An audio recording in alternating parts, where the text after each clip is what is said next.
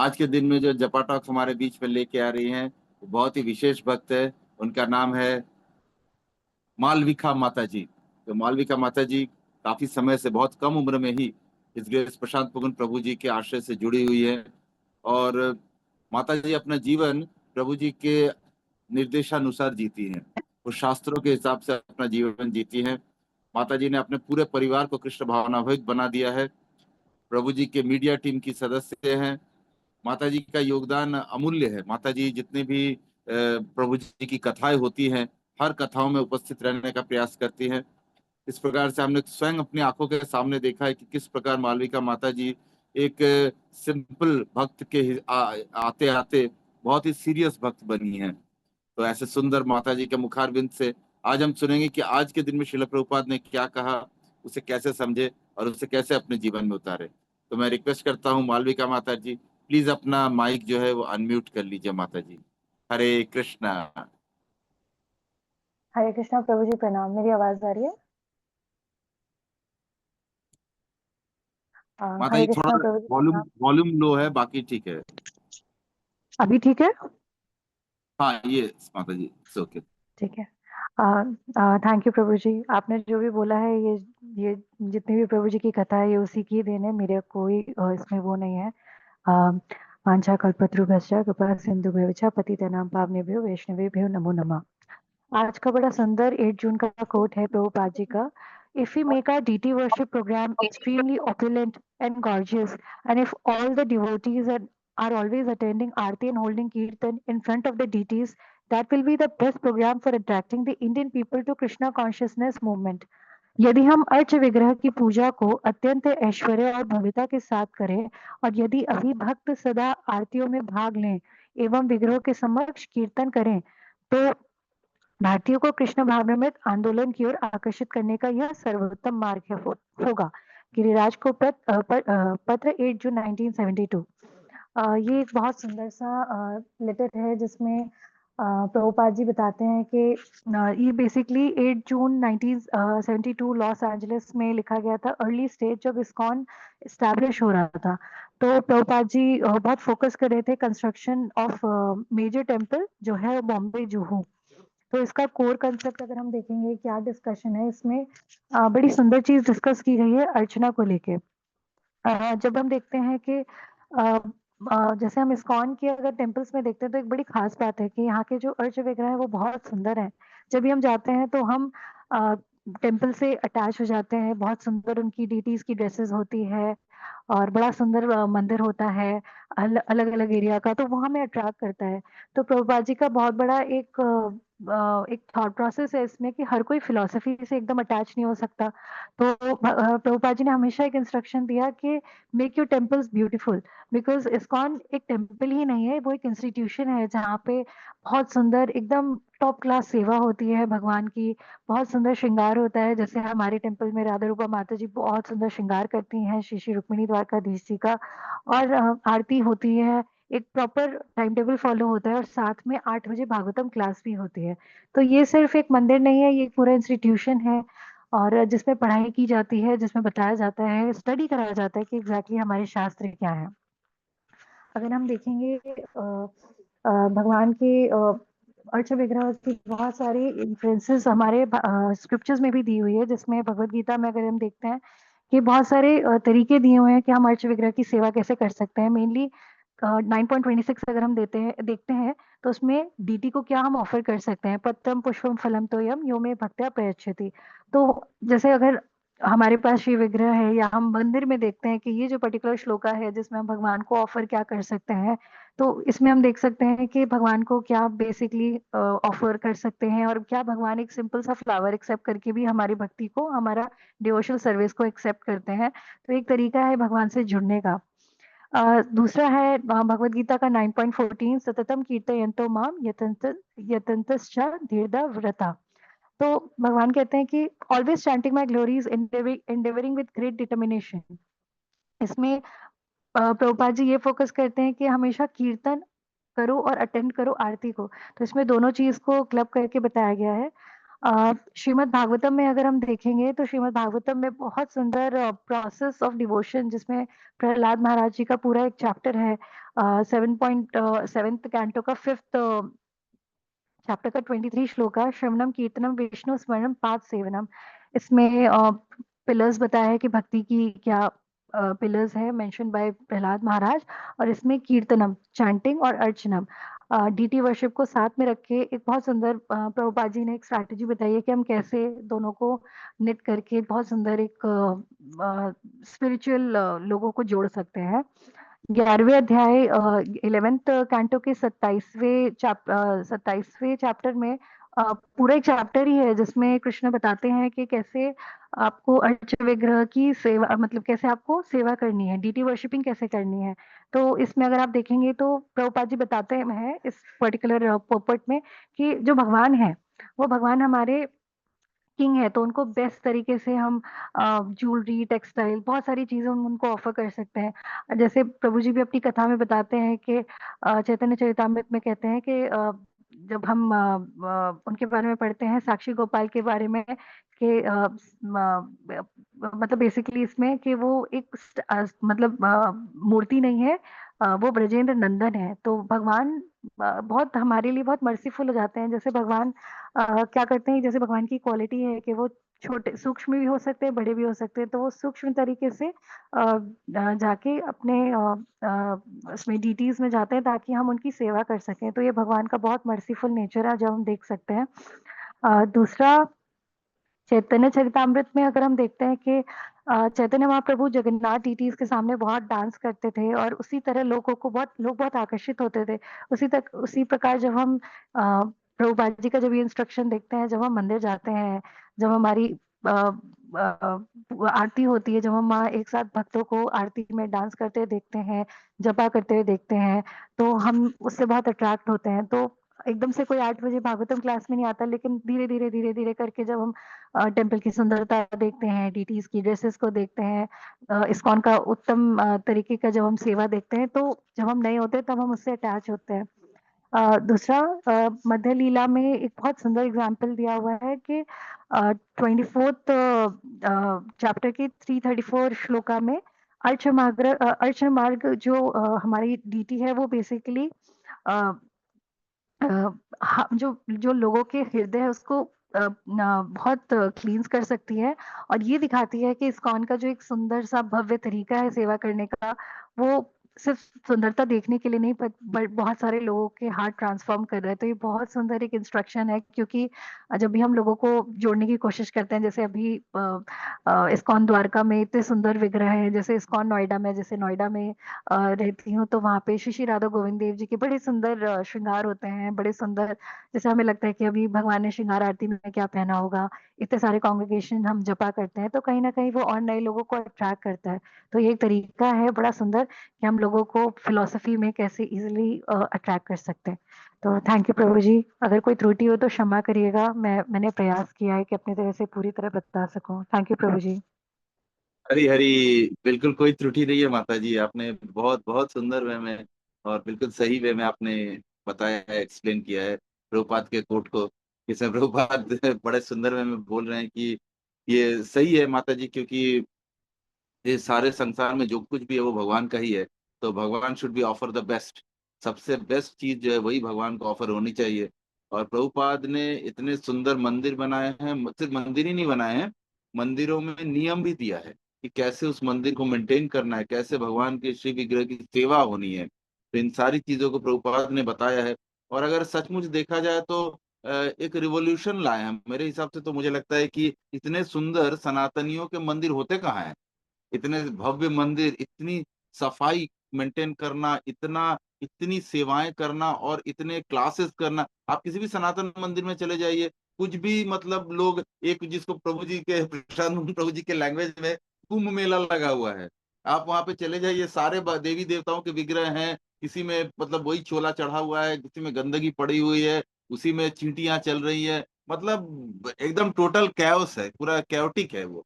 लेकिन प्रभुपाद ने बहुत सिस्टमेटिक वे में हर चीज को डिफाइन किया, कौन सी सेवा कैसे होनी है, कितने समय के अंदर होनी है, कब तक भगवान का दर्शन होगा, कब पट बंद हो जाएंगे। कब भगवान को भोगा ऑफरिंग होगी, क्या ऑफरिंग होगी, हर चीज प्रभुपाद ने एकदम हाथ पकड़ पकड़ के, उंगली पकड़ के, जैसे वैदिक सिद्धांत है वैसे प्रभुपाद ने सबको सिखाया है।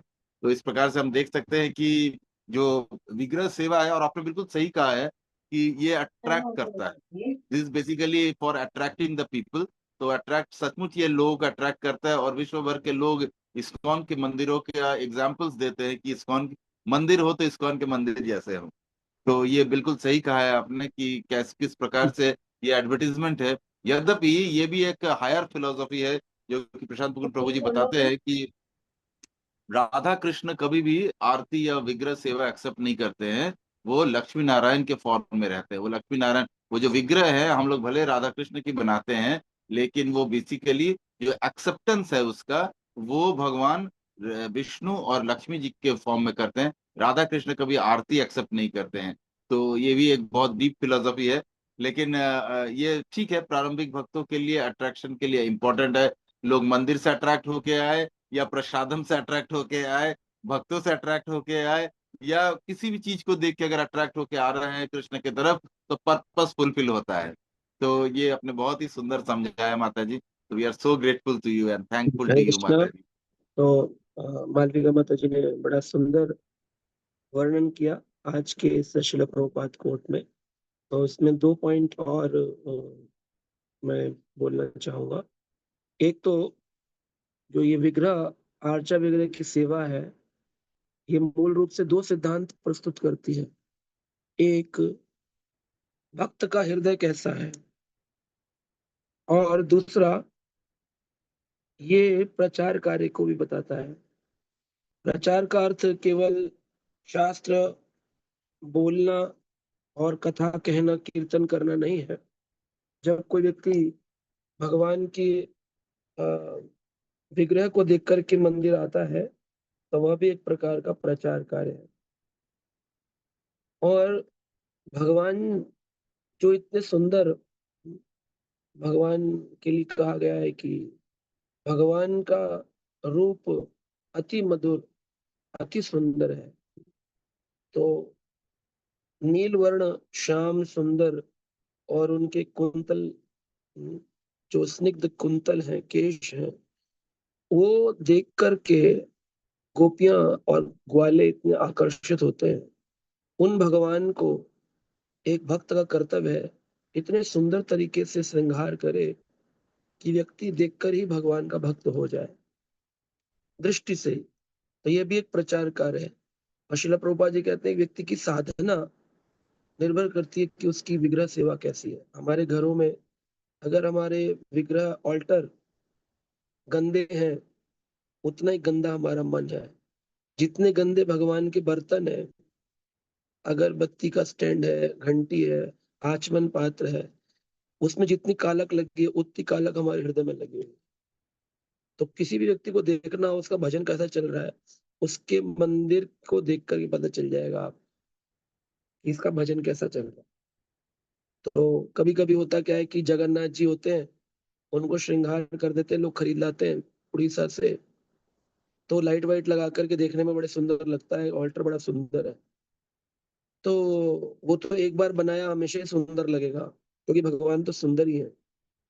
पर उसके ग्रंथ देखो, उसके ग्रंथों की कवर देखो, उसके पेज देखो कैसा है ना? उनके ऊपर फटे पेज है, किताब बिखरी हुई है, उसकी बाइंडिंग उतरी हुई है, उसके पॉलीथीन कवर फटे हुए हैं, उसके ऊपर दाग लगे हुए हैं, ऑल्टर के अंदर अखबार गंदे हैं, कपड़े गंदे हैं भगवान के आचमन पात्र, घंटी गंदे हैं।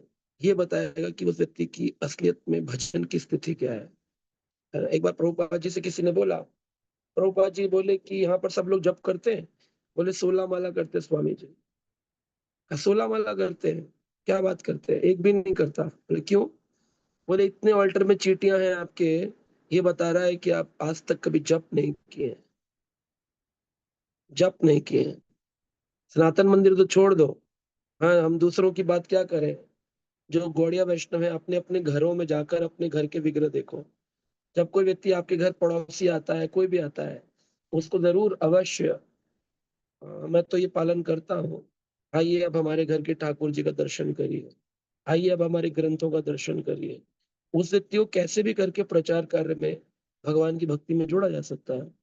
तो प्रभुपाद जी ने जो डीटी वर्शिपिंग एक्सट्रीमली ऑपुलेंट बोला है, इसका अर्थ ये नहीं कि सुंदर कपड़े, इसका अर्थ है स्वच्छता। ऐश्वर्य है, सतोगुण का ऐश्वर्य है। जितना ज़्यादा सतोगुणी रहेंगे, जितना ज़्यादा स्वच्छ रहेगा, उतना ज़्यादा हम भगवान की जीवात्माओं को अपने ओर आकर्षित कर सकते हैं। सतोगुण अपने आप में आकर्षण करता है, अपने आप में आकर्षण करेगा। सत्वगुण में ये शक्ति है और शुद्ध सत्व स्थिति आ गई, ओहो! उसमें तो फिर बात ही क्या है। और तो शुद्ध सत्व स्थिति को वासुदेव स्थिति भी कहते हैं, वासुदेव स्थिति। अब वासुदेव स्थिति कैसी है? देवकी और वासुदेव ने तपस्या करके सतोगुण में रह के भगवान कृष्ण को इतना आकर्षित किया कि स्वयं भगवान को अवतरण लेना पड़ा, जेल में वासुदेव जी किया। तो वो वासुदेव स्थिति कहलाती है। वासुदेव उसको कहते हैं वासुदेव सत्वगुण के भी ऊपर आता है। शुद्ध सत्व जो है उसे वासुदेव सत्व भी कहते हैं। वासुदेव सत्व इतना इतना भजन, इतनी शुद्धता, इतनी सत्वगुण, इतना शांति, इतनी सफाई। अभी हम लोग करते गुंडीचा मार्जन करते, सफाई करते साल में 1 बार। अपने घर में करनी चाहिए हफ्ते में 1 बार कम से कम गुंडीचा मार्जन। तो आप देखेंगे भगवान को अपनी ओर आकर्षित कर सकते हैं। जैसे वासुदेव जी ने कृष्ण को आकर्षित किया, हम भी कर सकते हैं। ये केवल नए लोगों को आकर्षित करना नहीं है। हम लोग जो इस रास्ते चल दिए हैं, हमारा भी आकर्षण भगवान की ओर हो कैसा हो रहा है, ये आप अपने ऑल्टर को देख कर के पता कर सकते हैं। ठीक है? Hare Krishna. Thank you so much प्रभु जी, आपने सचमुच एक नया पर्सपेक्टिव दिया है, सोचने के लिए बाध्य किया है सबको कि किस प्रकार से हम लोग अर्चा विग्रह जो है उसकी सेवा कैसे कर रहे हैं। वो हमारा स्टैंडर्ड हमारा अपना है, हम अपने घर के स्टैंडर्ड को देख के ही समझ सकते हैं कि हम कैसे सेवाएं कर रहे हैं। तो we are so grateful to you प्रभु जी। आपके आपका सोचने का तरीका या नजरिया जो होता है वो हमेशा कुछ नया आप लेके आते हो प्रभु जी। We are so thankful to you प्रभु जी, thank you so much for your guidance. तो मैं सबको बताना चाहता हूँ कि बहुत सुंदर कल से श्रीमद् भागवत कथा का शुभारंभ हुआ है और ये जलवायु विहार गुड़गांव में हो रहा है। एवरी डे 4 बजे से ये कथा स्टार्ट होने वाली है। कल कलश यात्रा भी हुई है और कथा भी हुई इवनिंग में, और आज शाम 4 बजे से भी ये प्रथम दिवसीय सॉरी द्वितीय दिवसीय कथा होगी आज की। तो आप सभी से रिक्वेस्ट है, अनुग्रह है कि जो भी दिल्ली एनसीआर के आसपास हैं वो अवश्य वहां पहुंचे और इस कथा का आनंद ले सकते हैं आप। बहुत ही सुंदर कथा हो रही है। इस बार का टॉपिक है भागवत के संवाद। तो हम संवादों के ऊपर में प्रभु जी पूरा विश्लेषण करेंगे। तो आप सभी से रिक्वेस्ट है कि आप वहां पहुंचे और सभी आमंत्रित हैं वहां पे। हरे कृष्णा। अब हम लोग भगवत गीता का 15वें अध्याय पुरुषोत्तम योग का पाठ करेंगे। बहुत ही सुंदर प्रभु जी हमारे साथ में है, हिज ग्रेस अरुणोदय कीर्तन प्रभु जी। तो मैं रिक्वेस्ट करना चाहूंगा हिज ग्रेस अरुणोदय कीर्तन प्रभु जी से कि प्लीज अपने माइक को ऑन कर लीजिए और भगवत गीता का आप पाठ करें। हम सब आपके पीछे पीछे।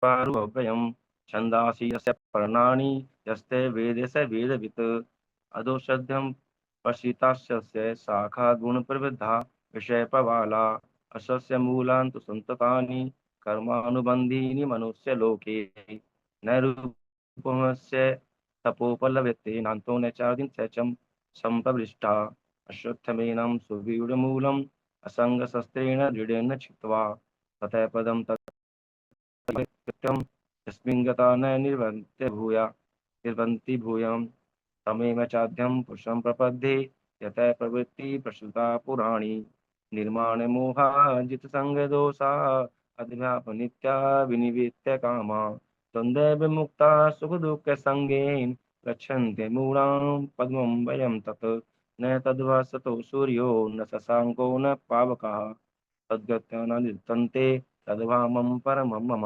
ममेवांशो जीवलोके जीवभूतः सनातना अनैषष्टानि इन्द्राणि प्रकृतिस्थानि कर्षति शरीरं यद्वन्नोति यच्चात्कृत्किर्मातीश्वरः ज्ञात्वेतानि संयाति वायुर्गन्धानि वशायतः श्रोत्रं चक्षुषः स्पर्शनं च रसेनं घ्राणमेव च अधिष्ठाय मनश्चायं विषयानुक्ते सेवते उत्कर्मणां तथे वापि भुञ्जानां वा गुणान्वितं विमूढानां पश्यन्ति ज्ञानचक्षुषा यतन्तो योगिनश्चैवं पश्यत्मात्मन्ये विस्थितम् यतन्तो प्रकृतिमानो नैनं पश्यत्यशेषतः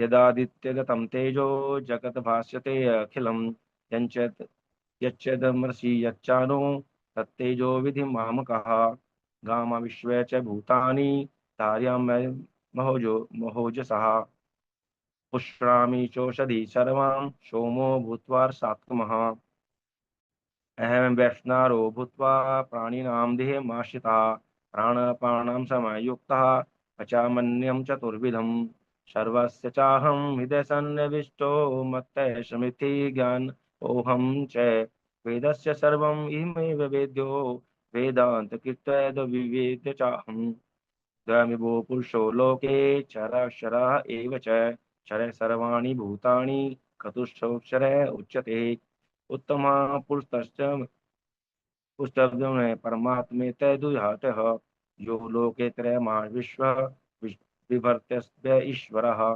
यत्माश्चर्य समितोति अहं क्षरादपि चोत्तमम् अतोऽस्यं लोके वेदे च परमिथे पुरुषोत्तमः यो मां समूढां जानाति पुरुषोत्तमं स सर्वविद् जानाति मां सर्वभावेन भारतः इति गुह्यतं शास्त्रमिदमुक्तं मया नघ एतद्बुद्ध्या बुद्धिमानः स कृताकृतश्च भारतः ओम तत्सति श्रीमद्भगवद्गीता शुभनितेषु परम विद्या योग शास्त्र श्री कृष्ण अर्जुन संवादे पुरुषोत्तम योग नाम पंचमदश अध्याय हरे कृष्ण कृष्ण कृष्ण हरे हरे हरे राम राम राम हरे हरे। जय हो। अरुणोदय कीर्तन प्रभु जी की जय। बहुत Thank you, सुंदर, Prabhu. बहुत बहुत धन्यवाद आपका। हरे कृष्णा। प्रभु जी, अगर आपकी परमिशन हो तो मैं डिवोटीज को गंगा मैया के दर्शन करा दूं। मैं एक्चुअली वहीं पर आई हुई हूँ। हाँ जी, हाँ जी, प्लीज कराइए।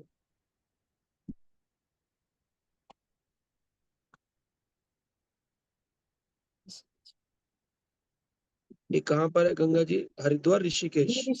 ऋषिकेश प्रभु जी। जय।